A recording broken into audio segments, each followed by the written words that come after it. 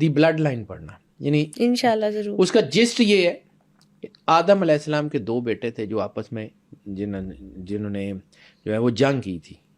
ایک بیٹا قتل ہو گیا تھا اور دوسرے نے مارا تھا. جو قتل ہوا اس کی اولاد میں تمام انبیاء کا سلسلہ ہے حابیل کے، اور جس نے قتل کیا تھا اس کی اولاد میں نمرود، شداد، فرعون اور یہ وہ. آپ نے کبھی یہ جان کیری کا نام سنا تھا؟ پچھلے الیکشنز میں پچھلے الیکشنز میں جان کیری جو جس نے امریکن پریسیڈنٹ کا الیکشن کنڈکٹ کیا تھا، اس کے بارے میں کہا جاتا کیا تھا کہ یہ ایکمن امپائر کا جو ہے وہ ڈسینڈنٹ ہے. یہ ایکمن امپائر کا یعنی ایران کے قدیم بادشاہوں کا سائرس دا گریٹ کی اولاد ہے. امریکن سائرس دا گریٹ کی اولاد کیسے تھا؟ وہ پھر جب اس کی بلڈ لائن اور وہ سارا کچھ دیکھا جاتا تھا تو وہی ہیں، وہ ایک ہی بلڈ لائن ہے پوری دنیا میں، جو روتھ چائلڈز کی ہو یا سارے دیز آر پیرلل چلتی ہیں. یہ بڑی خوبصورت کتاب ہے. اور دوسری کتاب کبھی اگر موقع ملے نا، یہ حابیل قابیل کے تناظر میں، دی اوریجن آف سن، ضرور پڑھوں گی. دی اوریجن آف سن پڑھنے والی کتاب ہے بیٹا، کہ دنیا میں گناہ کیسے انٹر ہوا. یعنی پہلا قتل ہوا، اس کے بعد پھر دنیا میں جو ہے وہ باقی چیزیں ہوئی تو کیسے ہوئی. دی اوریجن آف سن پڑھنا بہت خوبصورت کتاب ہے. ہم نے پڑھنا چھوڑ دیا ہے، ایسے ہی ہے. اور ہماری جو بیسک جو ہے سورس یا سارا وہ سارے کا سارا وہی ہے نا جو وہ ہمیں دیتے ہیں. گوگل ہو گیا، چیٹ جی پی ٹی ہو گیا، باقی سارے سورسز ہو گئے، وہ جو ہمیں دیتے ہیں وہی پروسیس کرتے ہیں. ٹھیک ہے، وہ انسائکلوپیڈیاز یا یہ جو سارا یہ سارے وہی ہیں جو ہمیں وہ پڑھانا چاہتے ہیں. یعنی میں کچھ زیادہ مطلب 50 سال تو میری ایج ہو گئی ہے، آدھی صدی تو میں گزار چکا ہوں، آدھی صدی تو میں گزار چکا ہوں. جب میں یہ نیا انٹرنیٹ آیا تو ہم اس وقت بھی سرچ کرتے تھے، چیزیں دیکھتے تھے. وہ چیزیں جو پہلے ہوا کرتی تھی جو ہم نے کبھی پڑھی وہ آج نہیں ہے. اب چونکہ وہ ختم ہو گئی تو اب ہمارے پاس یہ سورس بھی کوئی نہیں ہے کہ جو پہلے تھا اس کو ہم جو ہے وہ کمپیئر ہی کر لیں یا کمپیئر ہی کر لیں. وہ ختم کر دیا گیا. آہستہ آہستہ آہستہ ویکیپیڈیا میں چیزیں بدل رہی ہیں، آہستہ آہستہ آہستہ گوگل کی جو سرچ ہسٹریز ہیں، انسائکلوپیڈیاز ہیں، وہ دنیا کی بدلتی جا رہی ہیں. کیوں؟ میں نے آپ کو پہلے بھی کہا تھا کہ پوری دنیا میں اسلامک ریسرچ کے 2 بڑے اسکولز، ایک تل ابیب میں ہے، ایک میونک میں ہے. وہ کر ہی یہ رہے ہیں کہ ہمارے رفٹس کو ہوا کیسے دینی ہے، اور ہم لڑی جا رہے ہیں. اس پولیٹیکل سسٹم نے 1 God 1 land 1 king world order, ساری دنیا ایک گاڈ کو مانے گی، that would be antichrist. ساری دنیا کا ایک کیپٹل ہوگا، that would be Jerusalem.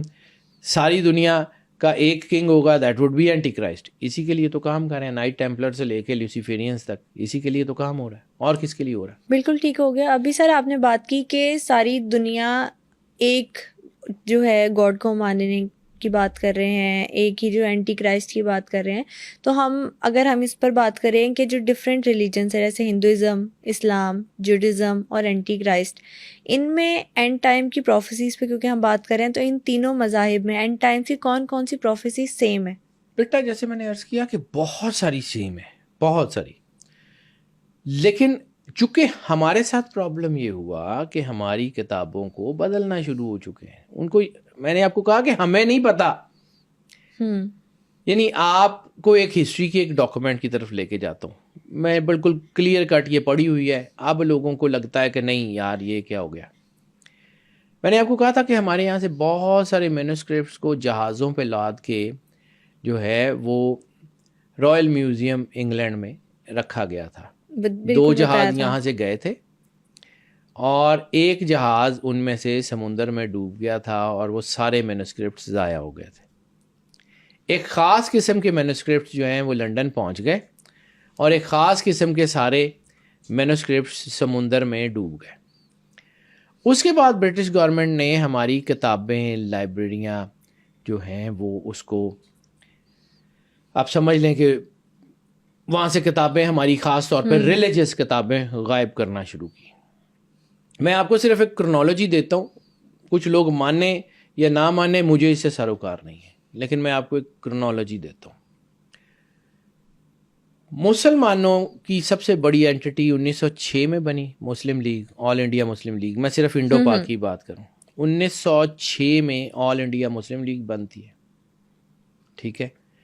All India Muslim league میں جب تمام مسالک کے لوگ اکٹھے ہو گئے، تمام مسالک کے لوگ اکٹھے ہو گئے، یعنی اس میں سر علی امام بھی تھے، اس میں سر محمد شفیع بھی تھے، اس میں علامہ محمد اقبال بھی تھے، اس میں مطلب جب آل انڈیا مسلم لیگ کا بالکل عروج تھا، اس میں وہ سارے لوگ اکٹھے ہو گئے جو مختلف جو ہے وہ سیکٹیرین ڈویژنز کے اندر تھے. پھر جب مسلمان اتنی بڑی طاقت بنے تو انڈو پاک میں اس بات کے اوپر جو ہے وہ جیسے ہم کہتے ہیں نا کہ ہیجانی کیفیت پیدا ہونی شروع ہوئی کہ یار یہ اگر مسلمان اتنی بڑی طاقت بن گئے تو یہ تو پورے نظام کو الٹ دیں گے، ان کے اندر رفٹ ڈالا جائے. پھر مسلمانوں ہی کی ایک تعداد کو ڈیلیبریٹلی، میں کسی کے کردار کے اوپر یا کسی کی جو ہے نا اس کے اوپر شک نہیں کرا، لیکن مسلمانوں ہی کے بہت سارے لوگ جو ہیں وہ کانگریس میں گئے. پھر یونینسٹ پارٹی آف انڈیا بنی. یونینسٹ پارٹی آف انڈیا میں جو لوگ تھے اس میں محمد حسین مدنی جیسے بھی تھے، جس کے بارے میں علامہ محمد اقبال نے کہا تھا کہ سرود برسر ممبر کے ملت از وطنس چے بے خبر ز مقام محمد عربیس. یہ پورا ایک قطعہ ہے 3 شعروں کا، جس کا آخری جو ہے وہ بے مصطفیٰ بے رسان کھیچرا. میں پورا سناتا ہوں، اس کا ترجمہ بتاتا ہوں کہ اس میں کیا. علامہ محمد اقبال کو بیٹا ہم اپنی زندگی سے نکال کے نا ہم نے سب سے زیادہ ظلم کیا اپنے بچوں پہ. علامہ محمد اقبال نے صرف ہمیں ملک کا خیال نہیں دیا، اس ملک میں ہونے والی ہر مشکل، ہر مصیبت، ہر پریشانی کا علاج دے کے گئے. نہیں لوگوں کو سمجھ آتی، ان کو پڑھا ہی نہیں، اور جو جنہوں نے پڑھا ہے انہوں نے اس کو بس صرف ترجمہ ہی کرتے رہے ہیں کہ اقبال نے یہ کہا، اس کا ترجمہ یہ ہے. ترجمے سے بات نہیں بنتی. وہ جو اگر آپ حضور داتا گنج بخش کے روضے پہ جائیں نا، ان کے مزار پہ، تو ایک دیوار کے اوپر یہ پورا یہ قطعہ لکھا ہوا ہے: عجم ہنوز نہ داند رموز دین ورنہ. کہ عجم کو ابھی بھی نہیں پتا کہ دین کی رمزیں کیا ہیں. زد دیوبند حسین احمد انچ بولا جبیست.